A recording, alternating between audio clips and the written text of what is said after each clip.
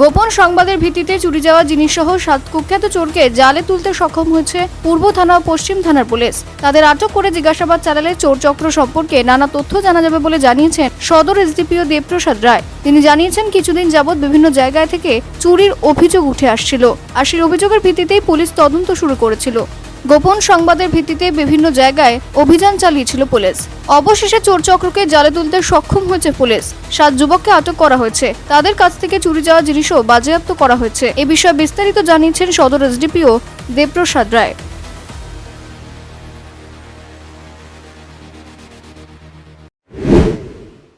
উভয় থানা এলাকাতে ইস্ট এবং ওয়েস্ট, এবং আমরা সেই যেগুলি স্পেসিফিক আমরা জানতে পেরেছি, চোর ধরতে পেরেছি, উদ্ধার করেছি।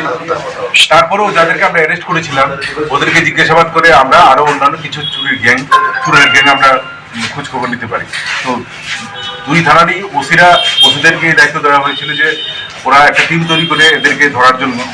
তো গতকালকে মোট 7 জনকে ধরা হয়েছে, যাদের কাছে চুরি করার জন্য সমস্ত ধরনের সরঞ্জাম এদের কাছে ছিল, এবং চুরি করার জিনিসও পাওয়া গেছে, মোটর, ব্যাটারি, এগুলিও পাওয়া গেছে। ওদের কাছে কাটার মেশিন থেকে শুরু করে সবকিছু ওদের কাছে পাওয়া গেছে।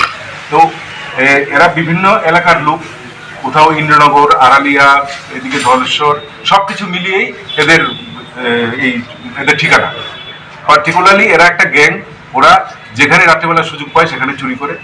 তো আমরা দৃঢ় বিশ্বাস যে শহরে যেই ছোটখাটো চুরিগুলি হচ্ছিল এগুলি আমরা বন্ধ করতে পেরেছি বা পারবো, এবং ওদের কাছ থেকে আমরা আরো অন্যান্য যারা আছে এদের গ্যাং মেম্বার, ওদেরকে আমরা ধরতে পারবো।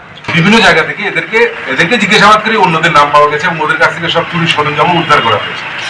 কতজনকে আটক করেছে? মোট 7 জন। এখন অব্দি জানা গেছে তারা কি কোনো বড় ধরনের চুরি ঘটনার সঙ্গে জড়িত? না, বড় ধরনের চুরির ঘটনার সাথে আমরা এখনো ওদেরকে পাইনি, তবে আজকে তো আমরা ওদেরকে রিমান্ডে আনবো, ইন্টারোগেশনের পর বাকিটা বের। সবাই মানে শহরের আশেপাশে শহরতলিতে বসবাস করে।